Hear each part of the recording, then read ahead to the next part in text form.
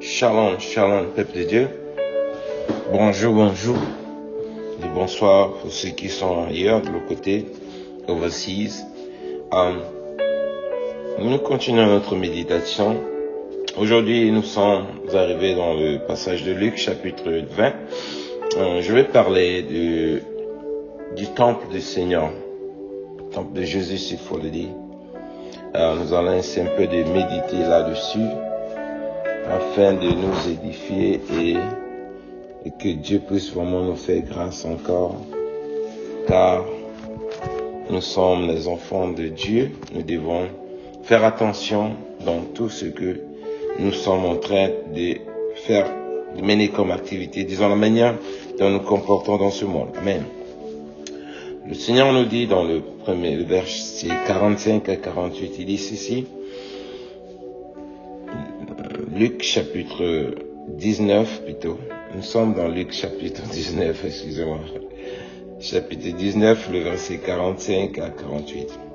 Il entra dans le temple et il s'est mis à chasser ceux qui vendaient, leur disant, il est écrit, ma maison sera une maison de prière, mais vous en avez fait une caverne de voleurs. Il enseigna tous les jours dans le temple, et les principaux sacrificateurs, les scribes et les principaux du peuple cherchaient à le faire périr. Mais il ne savait comment y prendre, car tout le peuple l'écoutait avec admiration. Amen. Mes frères, nous devons comprendre ici le temple lequel le Seigneur parlait à l'époque n'est pas le temple lequel nous avons à nos jours. Le temple lequel le Seigneur parle ici est désormais notre corps qui est devenu le temple du Saint-Esprit, c'est-à-dire le lieu où la présence de Dieu y demeure afin de guider nos vies ici-bas pour nous préparer pour la venue du Seigneur. Donc nous voyons, mes frères et sœurs, lorsque le corps de Christ se retrouve dans les quatre coins du mur qu'on bâtit comme la maison de Dieu pour l'adorer, dans l'ensemble, le culte lequel nous présentons dans ces assemblées ne répète pas la physionomie du temple lequel le Seigneur parle ici. Ça veut dire que tout lieu où nous devons nous réunir, toute personne qui est censée apporter l'onction, la présence de Dieu en lui, nous devons nous épargner de tout ce qui peut vraiment créer et nous pousser à l'abomination. C'est de ça le Seigneur est en train de nous parler. Amen. C'est comme ça, il s'appuie vraiment, ma maison sera appelée la maison de prière. Donc nous sommes censés à prier, à chercher la présence de Dieu, afin que Dieu lui-même puisse continuer à nous équiper par sa puissance, par son onction, afin de continuer à prendre soin de son peuple. Parce que tous ceux qui ont donné leur vie au Seigneur sont devenus des messagers, en quelque sorte, les ambassadeurs de Jésus-Christ, de Dieu ici-bas. Mais quand nous nous détournons, nous prenons nos corps pour faire de cela une bande de voleurs, c'est-à-dire l'escroquerie, à l'adorer d'autres dieux, préfèrent pratiquer des pratiques qui n'ont pas Dieu, mes frères et sœurs, nous prenons ce temps pour faire de cela désormais une bande de voleurs, c'est-à-dire le corps que nous sommes physiquement, qui s'est censé adorer Dieu, elle est désormais sous le service de l'abomination et adorer d'autres dieux. C'est de ça le Seigneur est en train de nous parler. Ici, c'était comme l'image qui nous montrait que Dieu est toute personne qui pratique ce genre de pratique. Parce qu'à l'époque, des gens prenaient pour pratiquer des choses, c'est-à-dire au lieu de servir Dieu, les gens prenaient tout ce qu'on amenait comme offrande, les animaux qu'on amenait pour sacrifier, ils prenaient ça pour vendre ça, c'est-à-dire échanger ça maintenant au prix d'argent. Alors à nos jours, le Seigneur nous dit, nous devons faire attention. Dans le livre de Ésaïe chapitre 56. Ésaïe chapitre 56.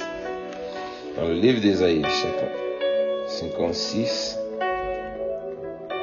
la parole de Dieu nous dit ceci. Excusez-moi, je vais trouver ça rapidement. Ésaïe 56.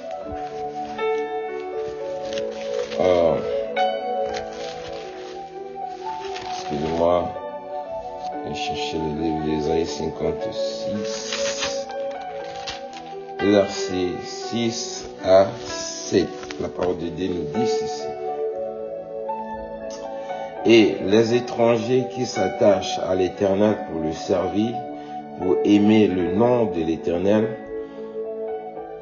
pour être ses serviteurs, tous ceux qui garderont le sabbat pour ne point le profaner, et qui préservera et persévéreront dans mon alliance, je les amènerai sur ma montagne sainte, et je les réjouirai dans ma maison de prière.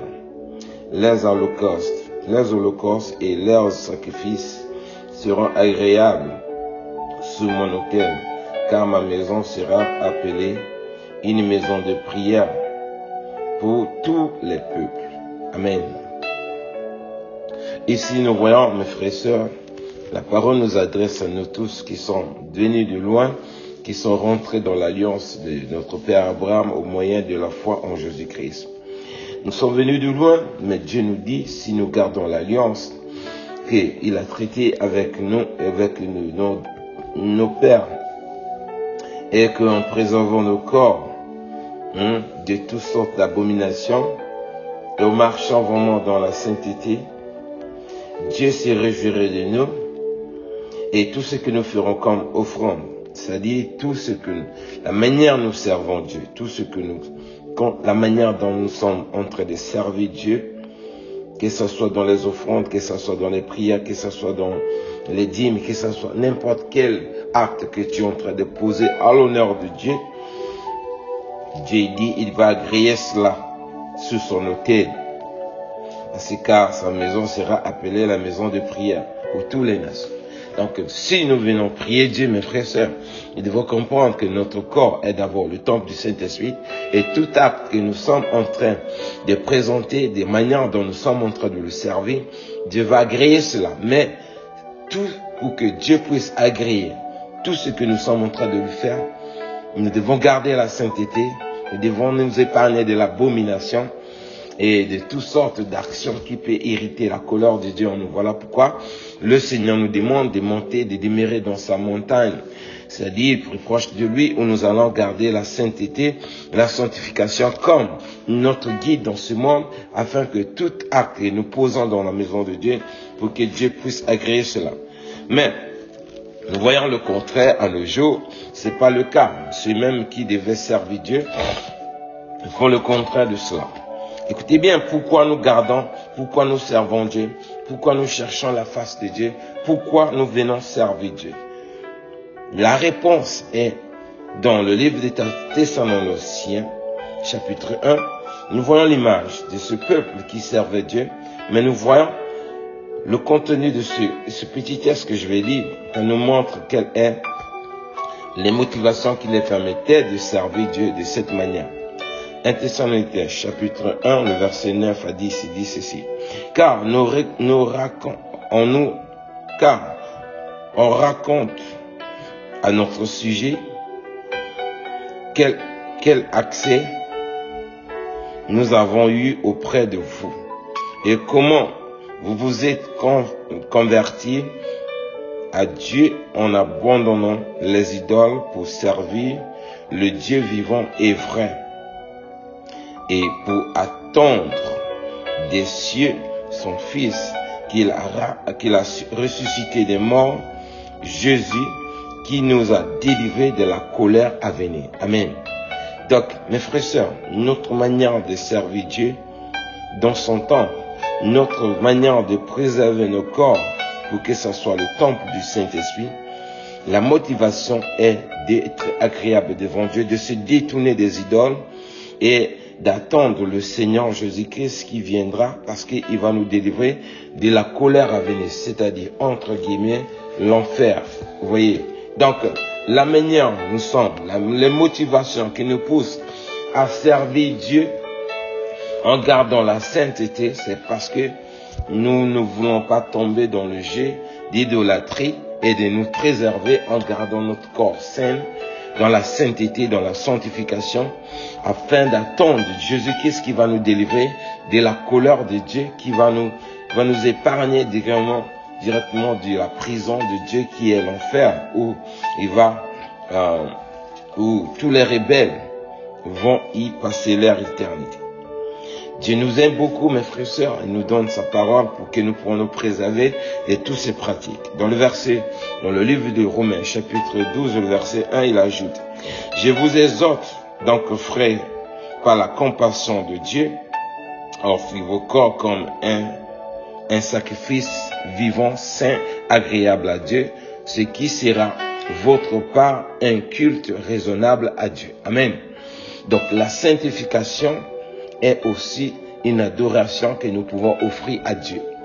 Celui qui marche dans la sainteté, dans la crainte de Dieu, il est en train d'adorer Dieu. Chaque fois que nous résistons à toutes les tentations, nous offrons nos corps. C'est ça, des offrandes agréables, qui sera une offrande agréable devant Dieu. Pourquoi? Parce que ça veut lui plaire.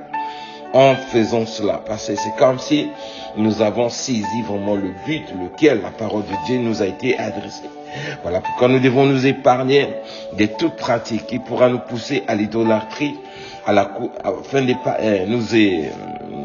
nous débarrasser vraiment de toutes ces pratiques pour vraiment épargner et pour échapper à la condamnation éternelle. Le prophète Jérémie ajoute également, regardez bien, si à nos jours, beaucoup de gens prient, ils prient, Dieu n'arrive pas vraiment à les écouter, parce que là-bas, les pratiques, le livre de 1 Thessaloniciens, là où je viens de Romains plutôt, que je viens de lire, en train de démontrer que chaque personne qui n'arrive pas à garder son corps sain comme un sacrifice agréable à Dieu, bien que tu es dans la maison de Dieu, bien que tu le sais, mes frères et sœurs, Dieu ne pourra pas agréer ton adoration. Pourquoi? Parce que tes actions ne reflètent pas les conditions, les critères que Dieu a ordonnés à tout peuple qui existe dans ce monde, la manière dont il doit l'adorer. Jérémie, dans le livre de Jérémie, chapitre 7, le verset 8 à 11, il nous identifie les pratiques lesquelles nous avons du mal à voir nos prières être exaucées. Écoutez bien ce que Jérémie nous éclaircit également en ce sujet. Il dit ceci: mais voici, vous vous livrez à des espérances trompeuses qui ne servent à rien. Quoi? Dérober, tuer, commettre des adultères, jurer faussement, offrir de l'onction à Baal, aller auprès de d'autres dieux que vous ne connaissez pas.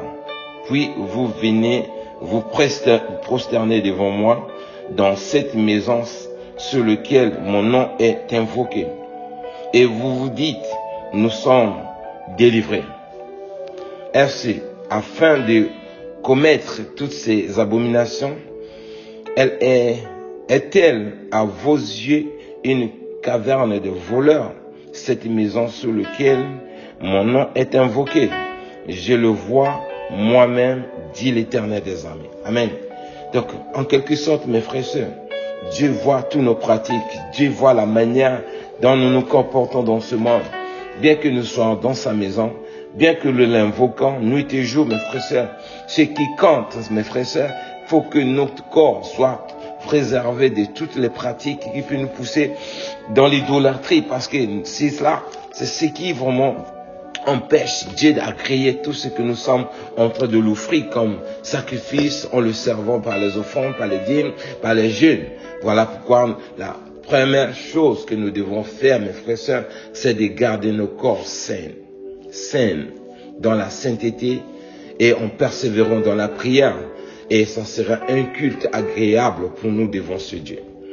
Mais lorsque nous prenons nos corps pour aller se prostituer, nous prenons nos corps pour aller voler, c'est-à-dire tromper les gens pour avoir de quoi, c'est-à-dire toute pratique que nous sommes en train d'utiliser pour pouvoir gagner un gain, malhonnêtement, c'est comme nous sommes en train d'utiliser le corps qui devait être réservé dans la sainteté pour adorer Dieu.